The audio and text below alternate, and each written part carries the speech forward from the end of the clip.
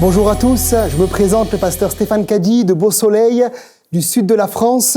Je suis avec vous pour commencer une série de messages sur comment vivre dans la victoire chrétienne. Parce que Dieu nous appelle à vivre les uns et les autres dans cette victoire, dans le tout accompli du Seigneur. Et le premier message que j'aimerais voir avec vous, c'est « Veux-tu être guéri ?» Et on va lire ensemble un texte dans l'évangile de Jean, au chapitre 5, à partir du verset 1. Un récit bien connu, il est écrit là, « Après cela, il eut une fête des Juifs et Jésus monta à Jérusalem. Or, à Jérusalem, près de la porte des brebis, il y a une piscine qui s'appelle en hébreu Bethesda et qui a 5 portiques.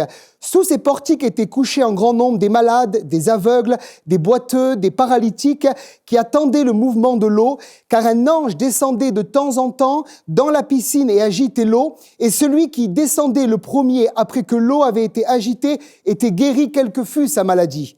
Là se trouvait un homme malade depuis 38 ans. Jésus, l'ayant vu coucher et sachant qu'il était malade depuis 38 ans, lui dit « Veux-tu être guéri ?» Le malade lui répondit « Seigneur, je n'ai personne pour me jeter dans la piscine, et quand l'eau est agitée, et pendant que j'y vais, un autre descend avant moi. Lève-toi, lui dit Jésus, prends ton lit et marche. » Aussitôt cet homme fut guéri, il prit son lit et marcha. C'était un jour de sabbat. Les Juifs dirent donc à celui qui avait été guéri « C'est le sabbat, il ne t'est pas permis d'emporter ton lit. » Il leur répondit « Celui qui m'a guéri m'a dit « Prends ton lit et marche. » Ils lui demandèrent « Qui est l'homme qui t'a dit « Prends ton lit et marche ?» » Mais celui qui avait été guéri ne savait pas qui c'était, car Jésus avait disparu de la foule qui était en ce lieu. Depuis, Jésus le trouva dans le temple et lui dit « Voici, tu as été guéri, ne pêche plus, de peur qu'il ne t'arrive quelque chose de pire. Amen. » Donc on voit dans ce texte que Jésus va venir à Jérusalem un jour de fête, c'est la fête du Shabbat, et au verset 1, Jésus monte à Jérusalem pour célébrer cette fête. Et alors qu'il célèbre la fête, il se rend dans un lieu qui s'appelle en hébreu la piscine de Bethesda. Et là, il rencontre un homme qui est malade et qui est loin d'avoir le cœur en fête. Il est malade depuis 38 ans, il est dans cette piscine et il attend simplement que Dieu vienne le visiter. Peut-être comme vous qui nous regardez maintenant, vous attendez à une visitation de la part de Dieu. Et j'aimerais dire que c'est intéressant de voir que ce récit a lieu dans l'évangile de Jean. Et l'évangile de Jean, c'est toujours l'évangile de la rencontre. C'est l'évangile du dialogue. Jésus va rencontrer une femme samaritaine. Il va rencontrer également un homme qui s'appelle Nicodème dans Jean chapitre 3. Et dans Jean chapitre 5, il rencontre cet homme qui est malade depuis 38 ans. J'aimerais vous dire que cette piscine, elle existe. Cette piscine, c'est l'image de l'Église. Et l'Église, littéralement, c'est une maison de la miséricorde. Et on sait que Bethesda veut dire maison de la miséricorde. La miséricorde, comment la décrire? C'est la corde que Dieu lance à notre misère. Et si vous êtes dans la misère, j'aimerais vous dire aujourd'hui, vous qui nous regardez, que Dieu veut vous lancer une corde. On sait que cette piscine également, elle a 5 portiques. C'est vraiment l'image des 5 ministères, apôtres, prophètes, évangélistes, pasteurs, docteurs. Et c'est vraiment l'image de l'Église. Et sous ces portiques était couché un grand nombre de malades qui attendaient le mouvement de l'eau. Et j'aimerais vous dire que c'est ça la véritable Église. C'est un lieu où les malades peuvent venir. La Bible dit que le Fils de Dieu est venu sauver et chercher ce qui était perdu. Il dira également que ce ne sont pas ceux qui se portent bien qui ont besoin de médecins, mais c'est les malades. Et c'est là où se trouvait cet homme. Et dans cette piscine, c'était extraordinaire de voir qu'il y avait un mouvement de Dieu particulier. La Bible dit que dans cette piscine, au verset 4, un ange descendait de temps en temps et agitait l'eau, et celui qui descendait le premier, après que l'eau avait été agitée, était guéri, quelle que fût sa maladie. Peut-être que certains qui écoutent ce message se disent « mais c'est une histoire particulière, un ange qui descend, qui agite l'eau, et le premier qui saute dans l'eau est guéri ». J'aimerais vous dire que les anges existent. Il y en a un devant vous, non, ça c'est pas vrai, pas du tout, demandez à mon épouse, c'est pas vrai. Mais je crois vraiment que les anges existent. Et la Bible dit que, dans le psaume 34, verset 8, « L'ange de l'Éternel campe autour de ceux qui le craignent et les arrache au danger. » L'auteur de l'Épître aux Hébreux dira dans Hébreux 1, verset 14, « Ne sont-ils pas tous des esprits qui sont là pour exercer un ministère en faveur de ceux qui doivent hériter du salut ?» Et je me souviens d'un jour où je prêchais l'évangile comme ça, et puis je priais pour les besoins, pour les malades, pour ceux qui avaient besoin de délivrance. Et tout d'un coup, quelqu'un me regarde, et il me regarde d'une manière particulière, et il me dit « Monsieur, je vois derrière vous un homme blanc qui est plus grand que vous. » Et je crois vraiment que c'était un ange qui était là. Alors depuis, je prêche avec un rétroviseur dans ma Bible, mais jamais je l'ai vu. Mais je crois que par la foi, il est là. Et ce jour-là, ce jeune homme a été baptisé du Saint-Esprit. En tout cas, il y avait un mouvement de Dieu particulier dans cette piscine. Et s'il y avait une telle piscine à côté de chez vous, vous vous y rendriez souvent. Mais une chose qui est sûre, c'est que ce mouvement de l'eau ou cette eau qui était agitée, ça représente le mouvement que Dieu veut mettre dans son Église. Et nous sommes dans des temps de la fin, des temps difficiles, où je crois que Dieu veut réanimer un mouvement de l'Esprit dans l'Église. Et nous devons nous attendre régulièrement, à chaque réunion, à chaque rassemblement, à chaque temps de prière, à voir un mouvement de l'eau venir dans nos réunions. Et libérer les captifs, libérer les malades, baptiser du Saint-Esprit et convaincre de péché. Et je crois que cette eau, c'est vraiment l'image du Saint-Esprit. Jésus dira dans Jean 7, verset 38, que celui qui croit en lui, des fleuves d'eau vive couleront de son sein, comme dit l'Écriture. Il ne parle pas d'un ruisseau ni d'un petit fleuve, mais il parle de plusieurs fleuves qui jailliront de notre esprit si nous croyons en lui. Et je crois que cette eau, c'est l'image du mouvement de Dieu dans l'Église. Et je me réjouis de voir dans l'Église dans laquelle je travaille régulièrement le Seigneur guérir des malades et travailler et libérer des captifs au travers le mouvement de l'eau. Je me souviens d'une femme un jour qui, dans une de nos réunions, vient. Elle était dans la spasmophilie, elle avait des crises d'angoisse, etc. Et tout d'un coup, le Saint-Esprit tombe dans la réunion et elle se met à parler en langue. Et l'Esprit de Dieu qui était là tombe également sur moi et je me mets à interpréter le don des langues qu'elle vient de donner. Et le don que je reçois, c'était que cette femme était malade, elle faisait justement des crises de spasmophilie et que le don était pour elle et que Dieu était en train de la guérir. Elle tombe à genoux. Et à l'instant même, le Seigneur la guérit. Et régulièrement dans nos réunions, il y a des gens qui sont touchés par ce mouvement de l'eau, des malades qui sont guéris. Je me souviens également un jour de ma grande sœur qui un jour m'appelle et me dit « Stéphane, tu sais, j'ai un problème, j'ai une tumeur qui est là et je vais vérifier si elle est bénigne ou maligne. » Et je lui dis « Écoute, on va chez le médecin, il n'y a pas de problème, on va prier le Seigneur Jésus. » Et ensemble, nous prions donc au téléphone et je sens ce mouvement de l'eau qui vient, ce mouvement de l'Esprit qui vient et on est comme visité par le Saint-Esprit. Elle se rend chez le médecin lui demande bien sûr de constater cette grosseur et lorsqu'il constate la grosseur avait complètement disparu. Le Saint-Esprit était passé et lorsque le Saint-Esprit passe, il se passe toujours quelque chose. Maintenant, il y a quand même, je crois, un principe spirituel.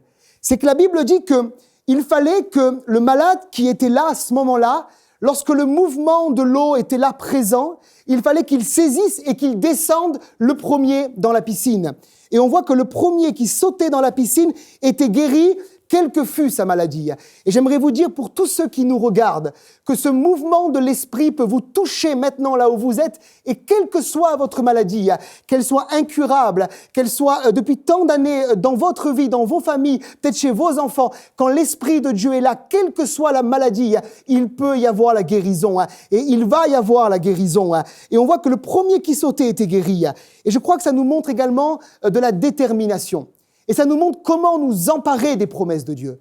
Souvent, je dis aux chrétiens dans l'Église que celui qui a la foi, il doit être comparé à un bulldog qui tient un os dans sa bouche. Si on met dans la bouche d'un bulldog un os, c'est très dur de lui enlever. Parce qu'il tient le bout d'os, parce qu'il sait qu'il lui appartient. Et j'aimerais vous dire que si vous voulez être guéri maintenant, il faut prendre les promesses de Dieu. Et il vous faut devenir violent d'une manière spirituelle. On sait que dans Matthieu 11, verset 12, il est écrit que depuis le temps de Jean-Baptiste, le royaume de Dieu est forcé et ce sont les violents qui s'en emparent. Il y a une traduction qui dit que ce sont les gens déterminés. Et je crois que l'une des raisons, malheureusement, pour lesquelles beaucoup de gens ne touchent pas le domaine de la guérison, de la délivrance, du baptême de l'Esprit, du salut et des promesses de Dieu, c'est que nous manquons à quelque part d'être violents spirituellement. J'ai eu l'occasion et la joie de prêcher une fois en Afrique, c'était au Burkina Faso, et j'étais étonné de voir le nombre de gens qui étaient guéris lors des rencontres, des gens qui étaient délivrés d'esprits impurs, des gens qui étaient malades. Je me souviens lors d'une rencontre un soir, nous prions comme ça pour les malades, et puis une dame avait un pied complètement tordu, et alors que nous prions et nous prêchons simplement le message de la foi, c'est le même message que nous prêchons en France, c'est le même message que nous prêchons ici au Québec, c'est un message puissant qui n'a pas changé. Et nous prêchons ce message et cette femme avait un pied tordu et alors que l'on prie pour les malades, nous demandons mais qui a été guéri? Qui a senti ce mouvement de l'eau? Qui a senti ce mouvement du Saint-Esprit venir le toucher maintenant? Et cette dame commence à lever la main et elle dit « Pasteur, je suis guéri, pasteur, je peux marcher d'une manière normale. » Jésus l'avait visité. Et j'aimerais vous dire, vous qui nous regardez, que si vous le voulez, comme Jésus a posé la question à cet homme, si vous le voulez maintenant, vous pouvez être guéri. Ce qui est intéressant, c'est que dans cette piscine, il y a un homme qui est malade depuis 38 ans. Et je crois que cet homme, il n'a pas la force, la Bible dit, de se jeter dans la piscine. Et c'est Jésus lui-même qui vient à sa rencontre. On ignore tout de cet homme. On ne connaît pas son âge, on ne connaît pas la cause de sa maladie, on ne connaît pas son nom. La seule chose que la Bible nous donne comme élément pour le connaître, c'est que nous savons qu'il est malade depuis 38 ans. Et c'est intéressant de voir que dans la Bible, régulièrement, il y a le nombre d'années qui nous montrent la souffrance de la personne qui est malade. Par exemple, dans l'évangile de Marc, au chapitre 5, la Bible parle d'une femme qui est atteinte d'une perte de sang depuis 12 ans. Dans un autre évangile, il y a l'exemple d'une femme qui est courbée depuis 18 ans. Et puis là, on voit un exemple de quelqu'un qui est malade depuis 38 ans. Pourquoi les Écritures nous donnent-elles des exemples de gens qui sont malades depuis tant d'années ? C'est pour nous montrer que malgré les années, malgré le temps de souffrance, peut-être certains qui nous regardent maintenant, vous êtes malades depuis 10 ans, depuis 20 ans, depuis 30 ans, depuis 40 ans, depuis 50 ans. Et c'est comme si vous vous disiez, mais c'est impossible qu'aujourd'hui Dieu agisse. C'est impossible que dans ma situation, j'ai tellement prié. Je suis tellement allé à l'imposition des mains. J'ai fait l'onction d'huile, pasteur. J'ai confessé la parole de Dieu. J'ai cru dans les promesses de Dieu. Mais la guérison n'est pas venue. Mais cet homme qui était malade depuis 38 ans, c'est vers lui que Jésus est venu et c'est vers vous que Jésus vient maintenant. Et la Bible dit que cet homme était seul, au verset 7. « Seigneur, je n'ai personne pour me jeter dans la piscine. » Il était seul, sans amis, sans famille, sans personne pour le soutenir dans le domaine de la foi. Et peut-être vous qui nous regardez, vous êtes également seul, pas d'amis, pas d'église, pas de famille, pas de pasteur. La Bible dit également qu'il n'avait plus d'espoir, puisque dans le même verset, il dira « Pendant que j'y vais, un autre descend avant moi. » Il ne s'attend plus vraiment à grand-chose. Il ne s'attend plus à ce que le Seigneur vienne le visiter. Et peut-être que vous nous regardez maintenant et comme cet homme, vous êtes sans amis, sans famille, sans espoir. Il n'y a plus rien pour vous motiver et pour vous donner à croire que dans votre situation, Dieu peut agir. Mais j'aimerais vous dire que vous êtes le candidat de la victoire. Vous êtes le candidat de la bénédiction parce que là où le péché abonde, la Bible dit que la grâce de Dieu, elle surabonde. Et plus la situation est compliquée, plus la situation sent mauvais, plus la situation est difficile, plus le Dieu que nous servons, le Dieu de la Bible, est le Dieu qui aime se manifester et qui aime manifester le royaume de Dieu. Je me souviens d'un homme pour qui j'ai prié, qui était malade depuis maintenant, je crois, plus de 20 ans, lié par la dépression nerveuse. Et plusieurs avaient prié, et j'avais également prié pour lui sans résultat. Et puis, on a persévéré, et je crois qu'il vous faut persévérer dans la foi. Il y a un principe spirituel, c'est que ceux qui héritent les promesses sont des gens, bien sûr, qui croient à la parole de Dieu, mais qui persévèrent jusqu'à ce qu'ils voient l'accomplissement de la parole de Dieu. Et je pense à cet homme qui s'appelait Jacob, qui dira à l'ange, « Je ne te laisserai aller, que tu ne m'aies béni. » Il y a dans son cœur une détermination. Je ne te laisserai aller que tu ne m'aies béni. Je pense également à cette femme qui était atteinte d'une perte de sang depuis 12 ans. La Bible dit qu'elle était atteinte et qu'elle avait tout dépensé. Elle s'est frayée au milieu de la foule un chemin pour toucher Jésus. Il vous faut la foi, il vous faut également la persévérance. Et cet homme-là, on a persévéré. Et après plusieurs rendez-vous, plusieurs conseils, plusieurs prières, le Seigneur l'a totalement rétabli et délivré de la dépression nerveuse. Et c'est aussi pour vous aujourd'hui qui nous regardez. Et Jésus vient le rencontrer. Et Jésus lui pose une question qui, en tout cas dans mon ministère, régulièrement m'a amené à réfléchir. Il va lui dire au verset 6, « Veux-tu être guéri ?» Vous qui nous regardez maintenant, je vous pose la question, voulez-vous vraiment être guéri ? Et si quelqu'un est à côté de vous, dans votre salon, dans votre cuisine, sur votre siège, posez-lui la question maintenant, veux-tu vraiment être guéri ? Veux-tu vraiment être délivré ? Veux-tu vraiment être baptisé du Saint-Esprit ? Veux-tu vraiment manifester les dons spirituels ? Est-ce que tu le veux vraiment ? Et on peut se dire, mais pourquoi Jésus pose une telle question étrange ? Un homme qui est malade depuis 38 ans. Ça fait 38 ans qu'il porte le joug de la maladie. Comment ça se fait que Jésus vient ? Jésus le rencontre et Jésus lui pose la question « Veux-tu être guéri ?» Et je pense à cet homme qui était malade, aveugle, à qui Jésus a dit « Mais que veux-tu que je fasse pour toi ?» Jésus avait vu la cécité de cet homme. Il connaissait son problème. Jésus sait tout. Il voit nos pensées. Et cet homme avait besoin de déclarer de sa bouche, « Seigneur, que je recouvre la vue ». Et Jésus lui pose la question, « Veux-tu être guéri ?» Et je crois que la première raison pour laquelle Jésus lui pose cette question, c'est qu'il y a des gens qui ne veulent pas être guéris. Et peut-être certains nous regardent maintenant et vous ne voulez pas être guéris. C'est-à-dire que je crois qu'avec parfois les années de souffrance, les années de maladie, les années de difficulté, on peut s'installer dans une forme de passivité et on n'y croit plus vraiment, on ne veut pas vraiment être guéri. Et il y a un psaume qui nous dit dans le psaume 18, « Je m'écris, loué soit l'Éternel, et je suis délivré de tous mes ennemis. » Ça veut dire que Dieu ne nous libère pas de nos amis, mais de nos ennemis. Donc il faut le vouloir. Si la maladie est un ami, vous ne pouvez pas être libéré. Si le péché est un ami pour vous, vous ne pouvez pas être libéré. Si les liens spirituels, si les addictions, les chaînes spirituelles qui sont sur votre vie deviennent comme des amis au travers les années, c'est impossible pour Dieu de vous guérir. Alors il vous pose la question, veux-tu être guéri ? Je me souviens également de ce témoignage un jour d'un homme qui était sourd. Lors d'une réunion d'évangélisation, le pasteur lui pose la question, « Monsieur, voulez-vous être guéri ? Enlevez votre appareil auditif. » Et cet homme lui répondra, « Non, l'appareil m'a coûté tellement cher. » Et c'est tellement dommage de passer à côté de la guérison. Il ne voulait pas être guéri. Mon père priait pour un homme également qui un jour avait un problème de cœur. Et l'onction de guérison était en train de se manifester, comme elle est en train de se manifester sur vous maintenant qui nous regardez. Et tout d'un coup, mon père lui dit, mais je sens la guérison. Et l'homme lui répond, non, pasteur, j'ai une pension pour le cœur. Il était plus attaché à sa pension qu'à la promesse de Dieu et à la guérison. Et je vous repose la question, voulez-vous vraiment être guéri ? C'est important de comprendre que la guérison est dans la volonté de Dieu. La Bible déclara dans 1 Pierre 2, verset 24, et c'est Pierre qui dira cela, « Dans les meurtrissures de Jésus, nous avons déjà été guéris. » Et ça nous révèle le plan de Dieu pour vous. Il veut vous guérir. Et la foi, c'est la ferme assurance des choses qu'on espère et la démonstration de celles qu'on ne voit pas. Ça veut dire que ce n'est pas juste une espérance. Mais ce que j'espère, j'en fais la ferme assurance que c'est fait, que Dieu l'a payé à la croix. Et la démonstration de celles qu'on ne voit pas, c'est que je le démontre par mes actions, par mes œuvres, que j'ai reçu ma guérison. Même si tout me montre le contraire, par la foi, dans les meurtrissures de Jésus, je sais que je suis déjà guéri. Et je crois que c'est bon de se poser la question. Peut-être certains nous regardent et vous êtes dans l'apitoiement sur vous-même. Peut-être qu'il y a simplement ce côté où quelque part, à cause de la maladie, les gens viennent vous dorloter, les gens viennent vous chouchouter, les gens viennent vous prendre dans les bras. Et on est tellement bien quand les gens nous font du bien. Mais j'aimerais vous dire que la présence de Jésus veut vous libérer de tous ces raisonnements. Et la présence de Jésus est là pour vous affranchir. Sortez du fait de ne pas vouloir être guéri, mais désirez ardemment, au plus profond de votre cœur, recevoir maintenant la visitation et la guérison que Dieu veut vous accorder. Je crois qu'également, la deuxième raison, c'est qu'au bout de 38 ans, la foi s'éteint. Et peut-être que certains qui nous regardent maintenant, la foi s'est éteinte. Et je ne vous juge pas, mais j'ai une promesse de Dieu pour vous. C'est que la Bible dit que le Seigneur n'éteint pas le lumignon qui brille encore. Il ne brise pas le roseau qui est cassé.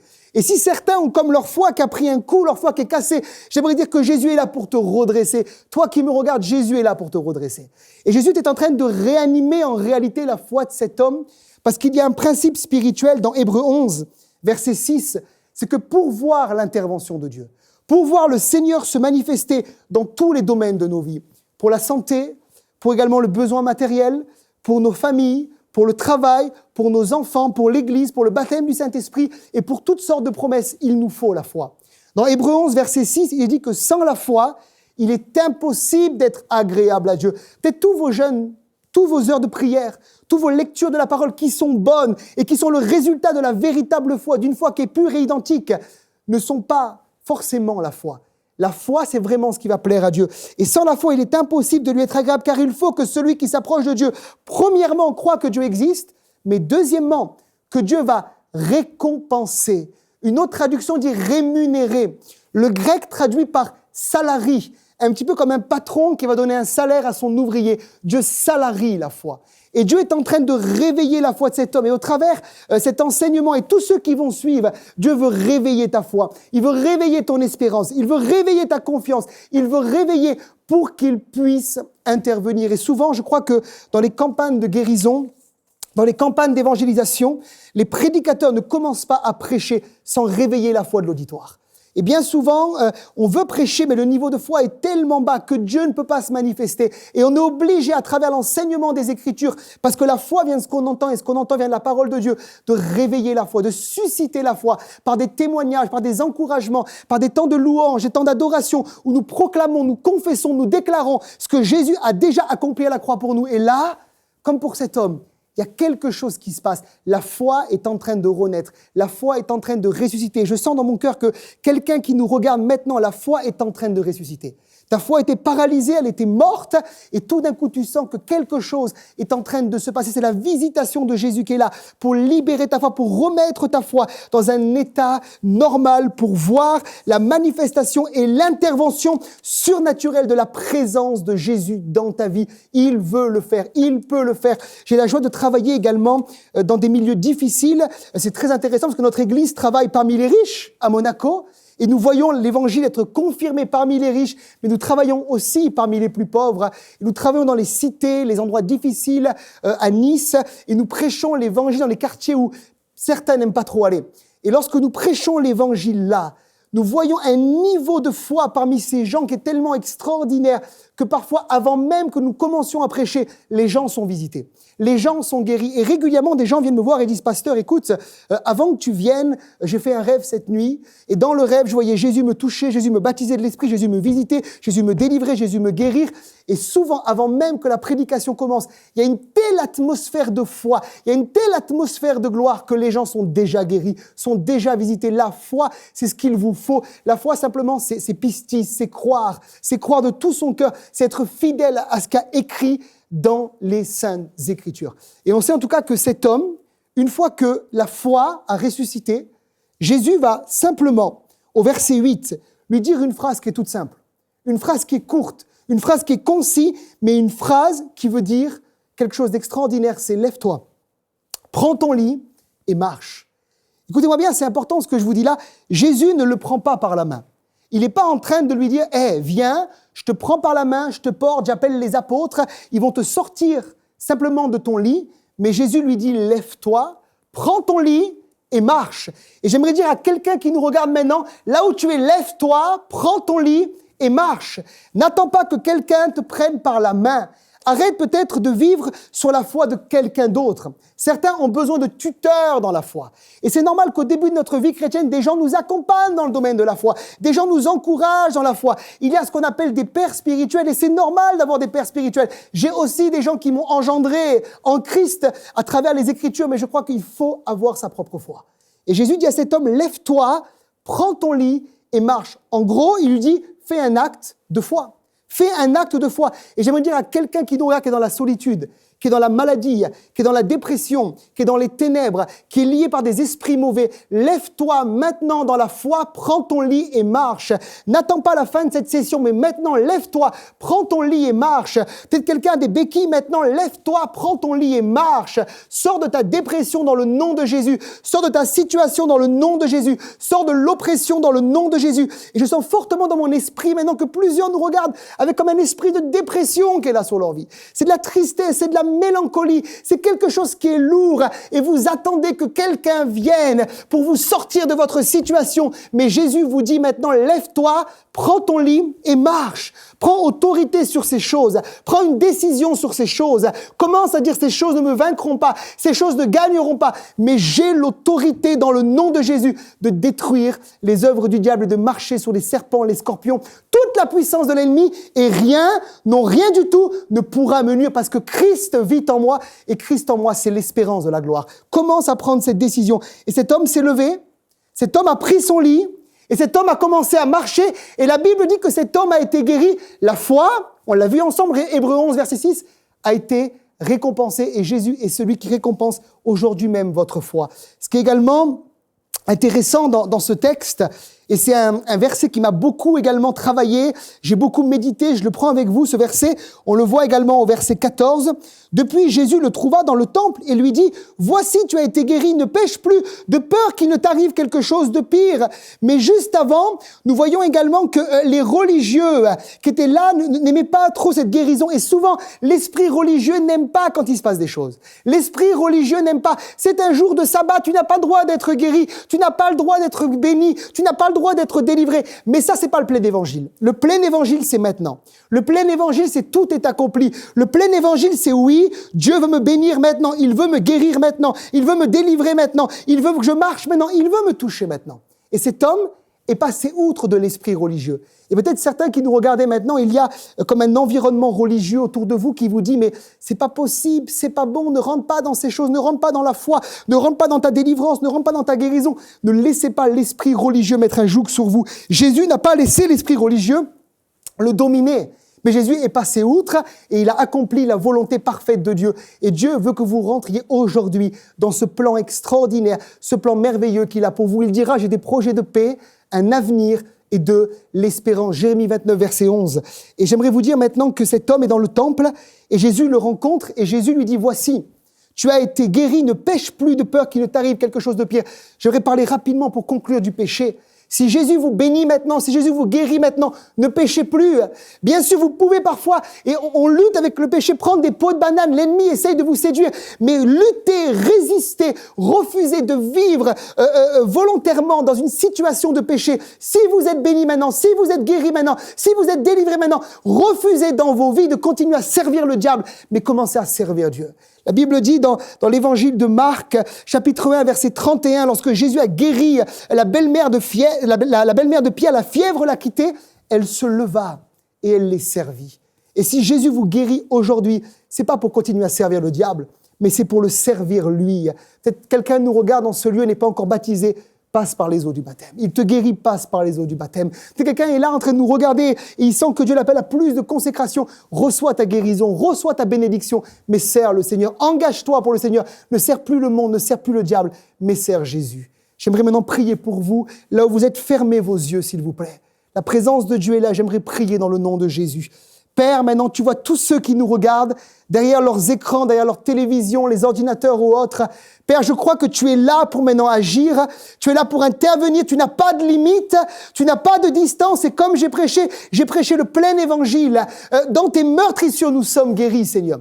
Et même si certains nous regardent avec tellement d'années de souffrance, le découragement, la solitude, et là, ils n'ont plus espérance, c'est sûrement eux les candidats que tu veux toucher maintenant pour les libérer et les guérir. Et je veux commander maintenant et ordonner à tout esprit d'infirmité, de maladie, de cancer, de quitter maintenant les corps au nom de Jésus. Allez maintenant là où vous êtes, soyez guéris et que toute maladie parte dans le nom de Jésus et que l'onction de guérison, ce fleuve dont on a parlé, cette eau qui coule, l'eau du Saint-Esprit vienne maintenant régénérer votre corps. La Bible dit que l'esprit de résurrection vit en nous et qu'il rend la vie à notre corps qui est mortel. Soyez guéris, je détruis maintenant les œuvres du diable. Et vous qui n'avez pas reçu Jésus, simplement répétez avec moi, Seigneur Jésus, je m'approche de toi.